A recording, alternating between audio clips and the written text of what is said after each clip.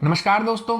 अगर आप न्यूजीलैंड में रहते हो, आप पीआर पे हो या वर्क वीजा पर हो या स्टूडेंट वीजा पर हो या फिर आप फ्यूचर में न्यूजीलैंड में आने का सोच रहे हो और यहीं पर ही आप अपनी फैमिली के साथ यहां पर रहना चाहते हो, तो ये वीडियो आपके लिए कुछ जरूरत से ज्यादा ही इंपॉर्टेंट है। बहुत सारे लोग सोचते हैं कि अब तो हमें पीआर मिल गया, अब हमारी लाइफ सेट हो गई, लेकिन रियलिटी इससे थोड़ी सी अलग है क्योंकि पीआर और सिटीजनशिप में जमीन आसमान का डिफरेंस होता है। आज मैं आपको बताऊंगा कि न्यूजीलैंड सिटीजनशिप इंडियंस के लिए क्यों पावरफुल है, इसका स्टेप बाय स्टेप प्रोसेस क्या है, इसको प्रोसेस होने में कितना टाइम लगता है, आपको क्या क्या एडिशनल बेनिफिट्स मिलते हैं और सबसे इंपॉर्टेंट बात, जो वो सारी गलतियां जो ज्यादातर इंडियंस कर जाते हैं।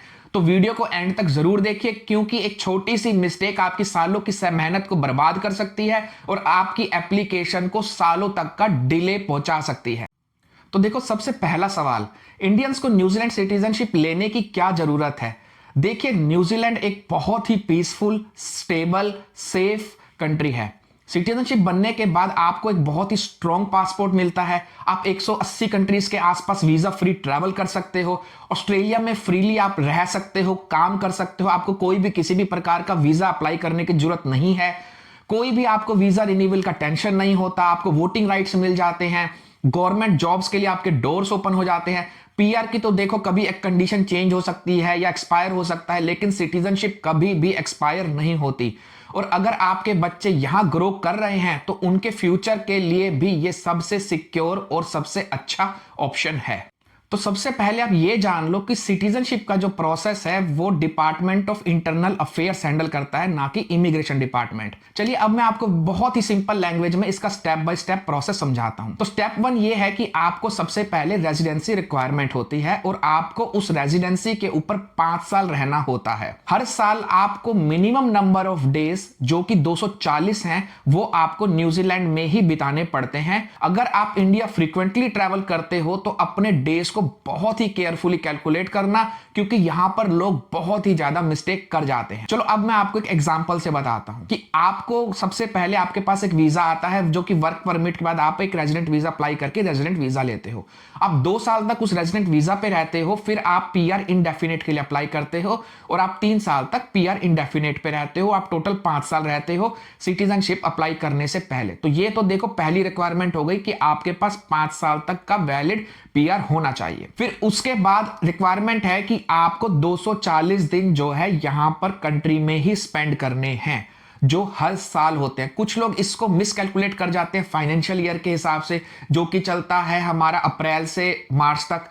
फिर कुछ लोग इसको मिसकैलकुलेट करते हैं जनवरी से दिसंबर तक। वो सोचते हैं हर जनवरी से दिसंबर जो है हम 240 दिन यहां पर रहने चाहिए, जबकि ऐसा नहीं है। आपके जो वो पिछले 5 साल कैलकुलेट करते हैं वो आपकी डेट ऑफ एप्लीकेशन से कैलकुलेट करते हैं। जैसे आपने मान लो सितंबर में अप्लाई किया, तो आपकी सितंबर से पिछले साल का सितंबर, फिर उससे पिछले साल का सितंबर, उससे पिछले साल का सितंबर, ऐसे करते हुए कैलकुलेट होता है। और सबसे बड़ी रिक्वायरमेंट है 240 दिन आपको यहां पर होने चाहिए, जिसका मतलब है आप 120-125 दिन कंट्री से बाहर जा सकते हो, चाहे आप वो हॉलीडेज पे जा रहे हो या आप किसी वर्क रिलेटेड पे जा रहे हो या फिर आप कहीं पे घूमने वैकेशन पे किसी और आसपास के कंट्री जा रहे हो। फिर कुछ लोग क्या करते हैं कि वो जैसे इंडिया घूमने गए, कोई 3-4 महीने के लिए चले गए, तो वो सोचते हैं हम तो 4 महीने गए हैं कंट्री से बाहर, मगर उनका कोई छोटा सा भी कोई ट्रिप होता है, जैसे कोई फिजी चला गया या ऑस्ट्रेलिया चला गया, 3-4 दिन किसी की दोस्त के घर या मिलने के लिए ऑस्ट्रेलिया चला गया, कोई शादी पे चला गया, तो इस तरह के फंक्शन को वो जो है भूल जाते हैं और वो सिर्फ अपने इंडियन के ट्रिप का जो 120 दिन का बस उसी को कैलकुलेट कर लेते हैं। तो रूल ऑफ थंब ये कहता है कि अगर आप 4 महीने इस कंट्री से बाहर पिछले 5 साल में डेट ऑफ एप्लीकेशन से हो गए, तो आप जो है अपनी सिटीजनशिप नहीं अप्लाई कर पाओगे। इसके लिए कैलकुलेटर है, आप अपना पासपोर्ट का नंबर डाल दीजिए, वहां पर वो आपको सीधा बता देता है वेदर यू आर एलिजिबल और नॉट। फिर इसके बाद एक और जो गलती यहां पर हो जाती है लोगों से, वो है कि वो सिर्फ इंडिया का ही ट्रिप नहीं, वो ये सोचते हैं कि हम जो है पिछले साल हम चले गए तो हमारे पिछले 3 साल कैलकुलेट हो जाएंगे, ये वाला ईयर कैलकुलेट नहीं होगा, तो चलो मैं अगले 1 साल रह जाता हूं तो वो मैं वहां से कैलकुलेट कर लूंगा। अगर आप 4 साल यहां पर रह गए, 5वें साल आप मान लो 150 डेज के लिए कंट्री से बाहर चले गए और अब आप आकर के सिटीजनशिप अप्लाई करते हो, तो आपको अपने पीआर के ऊपर 5 साल दोबारा रहना पड़ेगा। इसका मतलब आपकी जो सिटीजनशिप है पूरे 5 साल डिले हो गई। ये छोटी सी मिस्टेक जो है बहुत ही भारी पड़ जाती है लोगों के ऊपर। तो इसलिए जब आप यहाँ पर हो तो कोशिश करो कि आप 2 या 2.5 महीने से ज़्यादा कंट्री से बाहर मत जाओ। थोड़ा सा टाइम एवरी ईयर की जो है इमरजेंसीज के लिए भी रखो। फिर थोड़ा सा टाइम जो है अगर आपको कोई वैकेशन या कुछ ऐसा कुछ करना पड़ता है, आसपास के लिए कुछ प्लान करना पड़ता है, या फिर आपको ऑफिस या वर्क रिलेटेड ट्रैवल करना पड़ता है, तो उसके लिए भी थोड़ा सा टाइम रखो। ये नहीं कि आप इंडिया गए पूरे के पूरे 4 महीने काट के वापस आ गए और थोड़ी सी कोई इमरजेंसी हुई या वर्क रिलेटेड ट्रैवल हुआ और आपकी जो है सिटीजनशिप के चांसेस 5 साल वहां से डिले हो गए। चलो अब हम बात करते हैं इंग्लिश की रिक्वायरमेंट की। आपको बेसिक इंग्लिश आनी चाहिए, कन्वर्सेशन करके आपको फॉर्म फिल कर सकें, सिंपल कम्युनिकेशन कर सकें। अगर आप यहाँ स्टडी या जॉब कर रहे हो तो मोस्टली आपको कोई भी किसी तरीके का इशू नहीं हो सकता।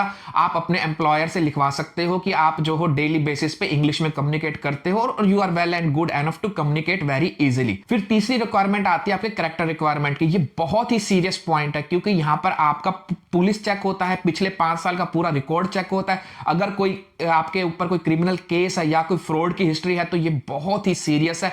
इनफैक्ट कोई अनपेड फाइन भी है तो वो भी आपके एप्लीकेशन को रिजेक्ट कर सकता है। तो इसलिए स्मॉल लीगल इश्यूज आपकी सिटीजनशिप को डिले कर सकते हैं, खासकर जो छोटे मोटे ट्रैफिक ऑफेंस होते हैं। तो इसलिए अगर आप पीआर पे हो तो अपनी ये सारे ट्रैफिक ऑफेंस को यहां पर क्लियर करके रखो। अगर कोई स्पीड लिमिट का चलान आ जाता है या कुछ रॉन्ग लेन का आ जाता है या कुछ बस लेन में आपने ड्राइविंग कर ली या number of passenger T2 T3 से आप लेकर के निकल गए गाड़ी को, तो ये सारे के सारे जितने भी चलान आते हैं इनको क्लियर करके रखो। क्योंकि कुछ लोगों के साथ ऐसे होता है कि उनकी जो गाड़ी का जो रजिस्ट्रेशन नंबर होता है वो पुराने वाले एड्रेस पे होता है और पुराने वाले एड्रेस पे चलान चला जाता है और आपको पता भी नहीं होता, वहां पे वो डिले हो जाता है, फिर वो जस्टिस ऑफ पीस के पास चला जाता है और ये सब के चक्कर में आपका जो है चलान तो बढ़ ही जाता है और प्लस ये आपके सिटीजनशिप में भी रुकावट बन सकता है। देखो अब ये है कि आपको सिटीजनशिप आने में आपका कितना टाइम लगता है। तो यूजुअली वैसे तो 6 महीने से 12 महीने तक लग जाता है, बट फिर भी मैं आपको कहता हूं अगर आप 1 साल का मान के चलो तो बेहतर है,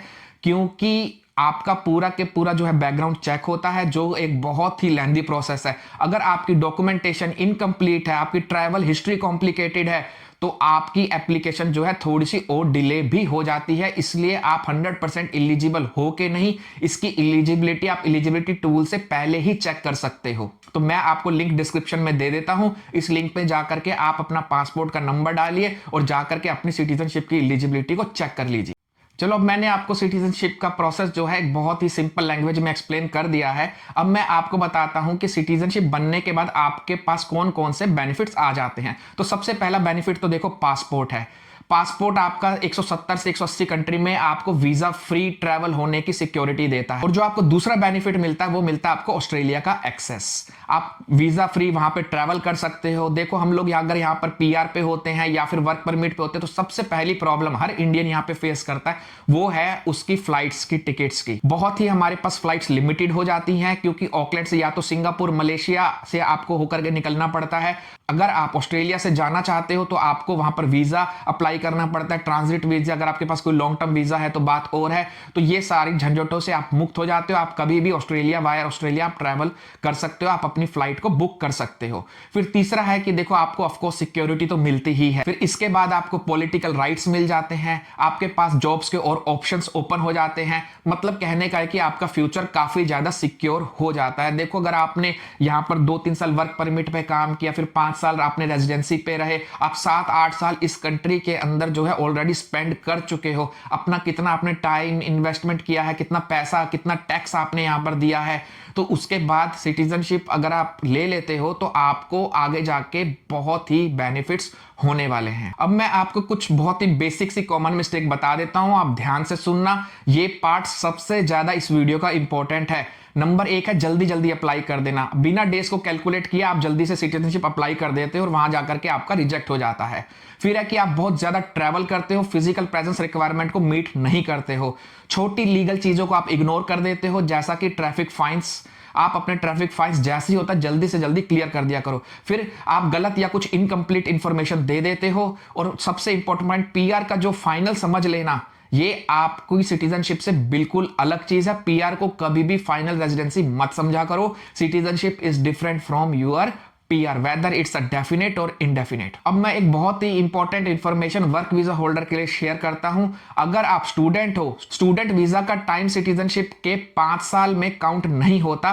पहले आप रेजिडेंट वीजा लो, फिर 5 साल अपने कंप्लीट करो, और अगर आप वर्क वीजा पे हो तो गोल आपका सिंपल है कि वर्क वीजा से रेजिडेंट वीजा से 5 साल यहां पे रहो, सिटीजनशिप लो। लॉन्ग टर्म प्लानिंग बहुत ही ज्यादा जरूरी है, क्योंकि अगर हम आम बोलचाल में बात करते हैं, यहाँ पे जो भी इंडियन स्टूडेंट्स होते हैं तो वो सोचते हैं कि अगर किसी से भी पूछते हो लेमन लैंग्वेज में, वो ये बोल देते हैं 5 साल से अगर रहते रहे हो तो आपको सिटीजनशिप मिल जाता है। तो ठीक है, 5 साल से आप रहते रहे हो, बट कोई ये नहीं कहता कि 5 साल से आप पीआर के ऊपर रहते रहे हो। तो इस चीज को हमेशा अपने दिमाग में रखना। आपकी जो सिटीजनशिप है वो पीआर आने के बाद ही आपके 5 साल शुरू होते हैं।